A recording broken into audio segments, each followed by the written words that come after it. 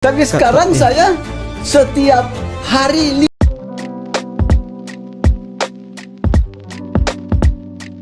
Assalamualaikum, selamat datang kembali di channel ini. Terima kasih banyak sudah terus mengikuti channel ini hingga setia sampai saat ini.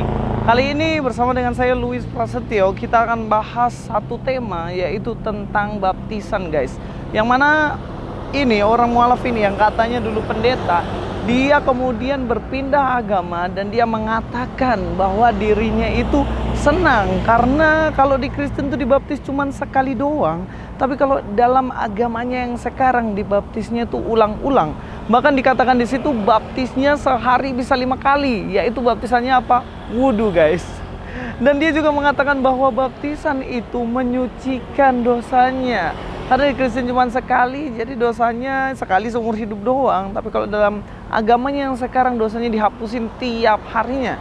Mari kita langsung aja nonton videonya, guys. mereka menyampaikan bahwa hanya ada di dalam Bible baptisan dan pada Al-Quran tidak ada. Sebaiknya Pak Pendeta kembali saja. Baptisan itu tujuannya untuk membasuh dosa. Karena di dalam Kisah pasal 2 ini jelas sekali untuk pengampunan dosa. Jadi mereka membaptis, aku baptiskan engkau dalam nama Bapa, Putra, Roh Kudus, lalu diberikan air. Gereja-gereja Kristen baptisan itu menggunakan air. Nah, setelah saya masuk Islam, dalam Al-Quran itu mengajarkan sehari 5 kali. Jadi kalau dulu saya cuman sekali saja dibaptis seumur hidup. Ya. Seumur hidup. Tapi sekarang saya setiap hari 5 kali saya mandi. Saya seolah-olah saya pinjam kata wudhu itu, saya katakan baptis 5 kali sehari. Ya, yang pertama yang ingin saya luruskan adalah perkataannya yang mengatakan bahwa baptis itu menyucikan dosa seseorang. Nah, saya jadi tahu kenapa kok Bapak ini akhirnya mualaf. Karena soal baptisan aja dia nggak clear, guys. Dia sendiri nggak tahu bahwa baptisan itu tidak menyucikan dosa seseorang. Yang bisa menyucikan dosa orang itu hanyalah darah Kristus, yang mana Yesus disalib dan dia menebus dosa manusia, dan disitulah sebenarnya manusia itu dosanya disucikan dan diampuni. Jadi bukan karena baptisan. Masa baptisan yang celupin air itu bisa menjadi penghapusan dosa? Jelas enggak. Lalu apa sebenarnya yang dimaksud dengan baptisan? Kalau baptisan nggak menghapuskan dosa manusia, lalu baptisan ini sebenarnya gunanya untuk apa? Oke, sekarang kita akan lihat makna yang sesungguhnya supaya teman-teman juga tahu makna yang sesungguhnya. Jadi gini, di dalam hidup ini kita kalau jalan, naik mobil, naik motor dan apapun itu, biasanya kita akan lihat rambu-rambu, simbol-simbol yang ada di dalam perjalanan kita itu. Nah, contohnya seperti simbol ini. Simbol di sini dikatakan ada larangan masuk, mobil dilarang masuk, dilarang berhenti itu S coret ya. Dan juga P coret itu dilarang parkir, batas kecepatan maksimal 80 km, dilarang berputar arah, dilarang belok kanan, dilarang mendahului. Ini adalah simbol. Dan bahkan ada simbol yang ada pada zaman Nuh juga, yang mana simbolnya adalah pelangi. Seseorang ketika melihat simbol pelangi yang ada di langit, maka itu tanda atau simbol bahwa tidak akan ada lagi penghukuman seperti di zamannya Nuh, seperti air bah yang sangat besar melanda bumi, dan Tuhan menaruh busurnya atau pelanginya itu sebagai simbol bahwa manusia tidak dihukum lagi melalui air bah. Dan kalau kita melihat 10 simbol ini, apa yang teman-teman, saudara, Bapak Ibu pikirkan? Pasti Bapak Ibu semua memikirkan bahwa simbol-simbol ini adalah lambang tentang penghukuman Tuhan di tanah Mesir. Ada 10 tulah. Yang terakhir itu tulah di mana anak sulung mati dibunuh oleh Tuhan. Dan semua anak sulung ini mati. Yang selamat adalah mereka yang memiliki darah anak domba. Dan inilah yang kita harus tahu, simbol-simbol ini menunjukkan sesuatu makna tertentu. Dan misalnya di Indonesia ini kalau kita lihat ada Pancasila itu kan lambangnya Garuda. Kita lihat Garuda, apakah Garuda itu Indonesia? Enggak kan? Tapi ketika kita taruh Garuda di suatu tempat, kita tahu bahwa itu menunjuk kepada Indonesia. Jadi lambang ini, simbol-simbol ini membuat kita mengerti makna yang terdalam dari dalamnya. Seperti juga simbol yang kita pakai, lambang-lambang, yaitu roti dan anggur.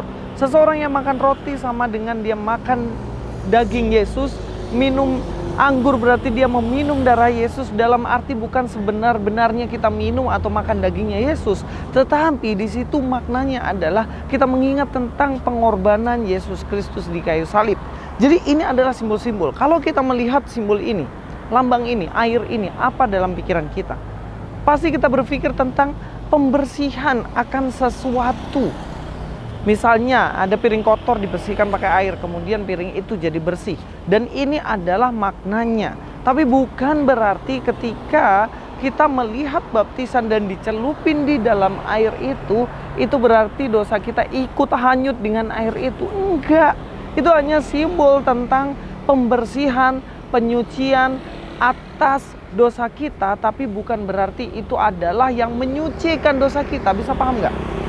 Yang menyucikan kita adalah pengorbanan Yesus Kristus. Yang menyucikan dosa kita adalah darah Yesus. Tetapi air hanyalah lambang di mana kita mengingat tentang makna itu. Itu harus dibedakan, Pak Mume. Dalam Kisah Para Rasul 16 ayat 22-23 dikatakan juga orang banyak bangkit menentang mereka. Lalu pembesar-pembesar kota itu menyuruh mengoyakkan pakaian dari tubuh mereka dan menderita mereka. Setelah mereka berkali-kali didera, mereka dilemparkan ke dalam penjara. Kepala penjara diperintahkan untuk menjaga mereka dengan sungguh-sungguh. Tetapi kira-kira tengah malam Paulus dan Silas berdoa dan menyanyikan puji-pujian kepada Allah, dan orang-orang hukuman lain mendengarkan mereka. Pada jam itu juga kepala penjara itu membawa mereka membasuh bilur mereka. Seketika itu juga ia dan keluarganya memberi diri dibaptis. Jadi ketika dia beriman dan percaya kepada penyaliban Yesus, maka orang itu mau untuk datang dibaptis. Dan inilah sebenarnya makna yang sesungguhnya tentang pembaptisan. Kalau sampai Pak Mumek ini mengklaim bahwa wudhu itu adalah baptis, ini jelas beda makna. Saya sudah sampaikan, maknanya adalah seseorang yang sudah dibaptis, maka dia mengikrarkan imannya pada Yesus. Dia percaya akan keselamatan yang ada dalam Yesus. Tetapi bukan berarti airnya itu yang membuat dosanya hilang dan suci. Enggak. Dan kalau ini disamakan dengan wudhu, jelas ini berbeda. Sekarang kalau gini, kalau berarti kalian memaknai wudhu itu dibaptis, berarti orang-orang Islam juga harus dibaptis dalam nama Bapa, Putra, dan Roh Kudus.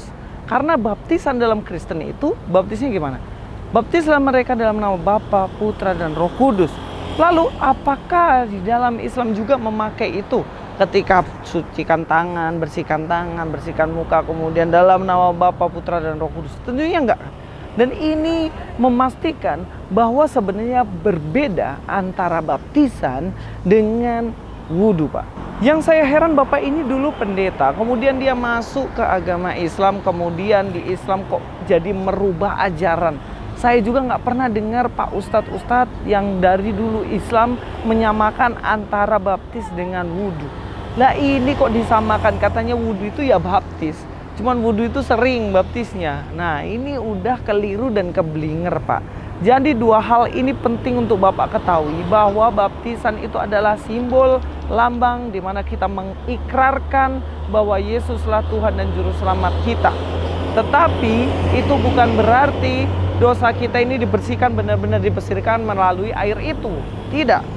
Dan yang kedua adalah jangan sama-samakan antara wudhu dengan baptisan, karena itu dua hal yang berbeda.